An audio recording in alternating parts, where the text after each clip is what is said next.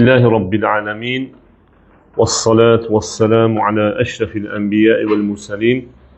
Nebiyyina Muhammedin ve ala alihi ve ashabihi ecma'in.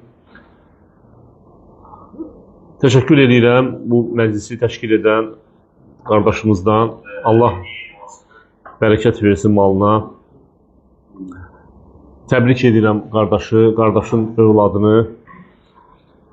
Allah bərəkətli eləsin, Allah Taala müvəffəq eləsin və daha böyük müvəffəqiyyətlərə nail olsun həyatda.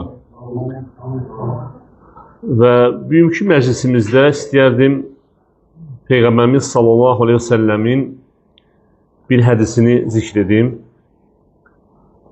və bu hədis barədə danışaq. Hədisi İmam Əl-Buxari rəvayət edib Səhih əsərində. Peyğəmbərimiz sallallahu aleyhi ve sellem buyurur ki: "Ni'metani məğbunun fihimə kəthirun minən-nas. Es-sihhatu vel-farah." İki nemət var. Bu iki nemət barədə bir çox insan aldanmışdır. Yəni bu neməti layiqincə dəyərləndirmir.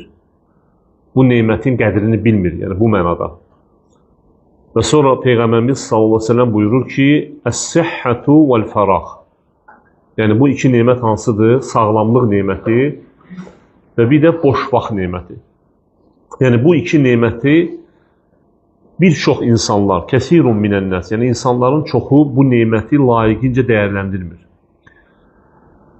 Ümumiyyətlə Allahın bizə verdiyi nemətlər çoxdur və bu nemətlərin içində xüsusən də sağlamlıq və həmçində boş vaxt neməti ən önəmli nemətlərdən biridir. Yəni bu hədis bunu göstərir.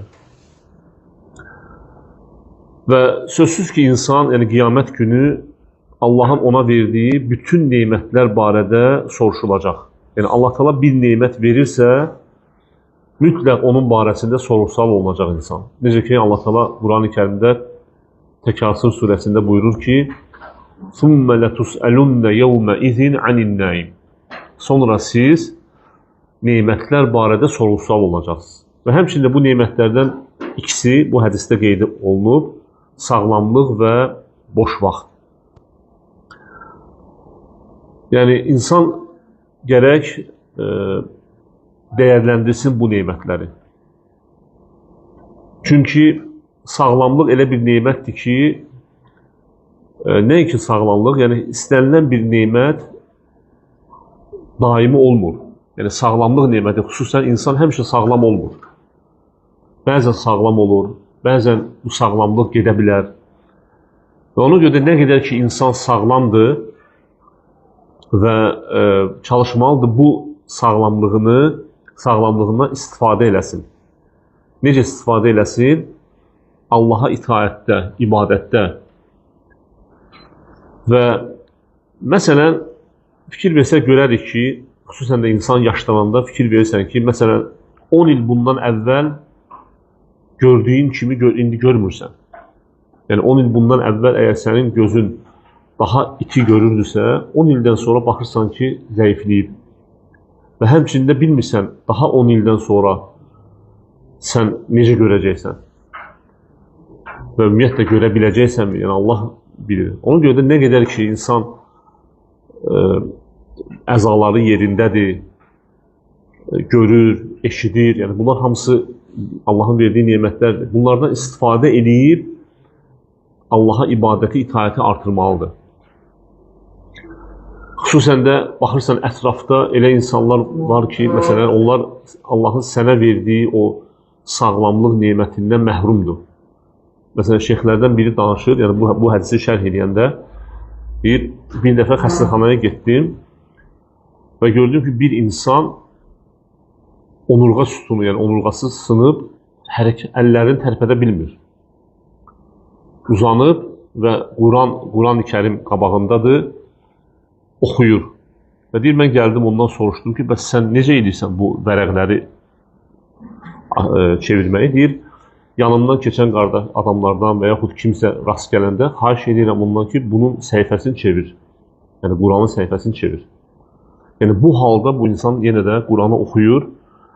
Amma fikir verin, yəni insan bu şeyləri görüb, yəni şükür etməlidir. Allah Teala bizə bu gün elhamdülillah əl verib, ayaq verib, göz verib, eşidirik, görürük, yedirik. Yəni bunu insan dəyərləndirməlidir. Böyük bir nemətdir. Bir çox insanlar bundan məhrumdur.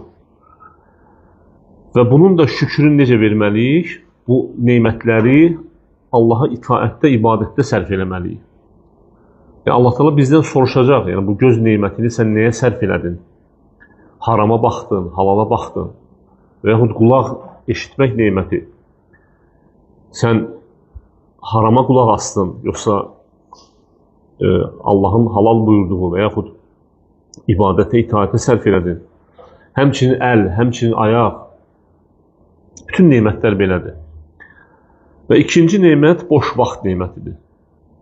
Yəni, əgər bir insanın boş vaxtı varsa bugün müəyyən bir işlərini görməyə, yəni bu həqiqətən də böyük bir nemətdir. Çünki insan bu günləri boş vaxtın var, sabahları olmaya bilər, məşğul ola bilərsən. Ona görə baxırsan, bəzi insanlar boş vaxt tapanda boş vaxtı çalışırlar əyləncəyə sərf eləsinlər. Əyləncəyə və s. Halbuki bu boş vaxt özü də bir nemətdir və sən bunu Allaha ibadətə, itaətə sərf edə bilərsən, elmə sərf edə bilərsən, zikrə sərf edə bilərsən. Və xüsusən də qardaşımız indi tələbə olub, xüsusən tələbənin buna çox ehtiyacı var. Yəni, müraciəti sənə edirəm, yəni bu mövzunu. Biz özümüz tələbə olmuşuq və həqiqətən də tələbə vaxtı, tələbəlik vaxtı elə bir vaxtdır ki, necə gəlib keçdiyini hiss eləmirsən. Yəni, bu gün birinci kursdasan, yəni bizim başımıza gəlib. Bir də ayılırsan ki, 4-cü kursdasan. Və sonra oturub 4-cü kursda artıq məzun olacaqsan, oturursan fikirləşsən ki, mən bu 3 ili, məsələn, bu cür keçirə bilərdim.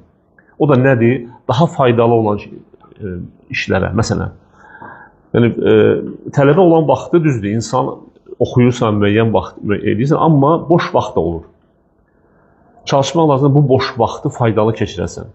Yəni, sənin gələcəyində sənə lazım olan həm dünyəvi, həm demək, dini. Həm dünyəvi cəhətdən, məsələn, hansısa bir dilə yiyələ bilərsən. Və yaxud hansısa bir, demək, əgər gələcəkdə, məsələn, magistraturaya hazırlaşırsansa, onu artıq birinci kursdan qabağa məqsəd qoymalısan. Birinci kursdan. Yoxsa bir də ayılacaqsan ki, 4-cü kursdasan. Yəni, birinci kursdan qabağa məqsəd qoy ki, məsələn, mən magistratura oxuyacam. Mən, məsələn, buna nail olacam, məsələn. Bunu xüsusən də tələbənin daha çox ehtiyacı var. Həm də cavansan, bu cavanlığından da istifadə elə və çalış bu tələbəlik illərində demək, elmini də artır, dini elmini də artır, imanı artır. Çünki tələbəlik bitdisə, artıq insan boş vaxt, bundan əldə olduğu boş vaxt onda olmur. Ailə qurursan, iş və s. artıq məşğul olursan. Ona görə də bu hədis xüsusən də yəni, tələbələrə daha çox aiddir. Və ona görə də mən tövsiyə edirəm ki, istifadə elə bu vaxtlarından, cavanlığından həm dinin üçün, həm dünyan üçün xeyirli işlərə sərf elə. Bu qədər qardaşlar, Allah bizi eşidib faydalardan etsin.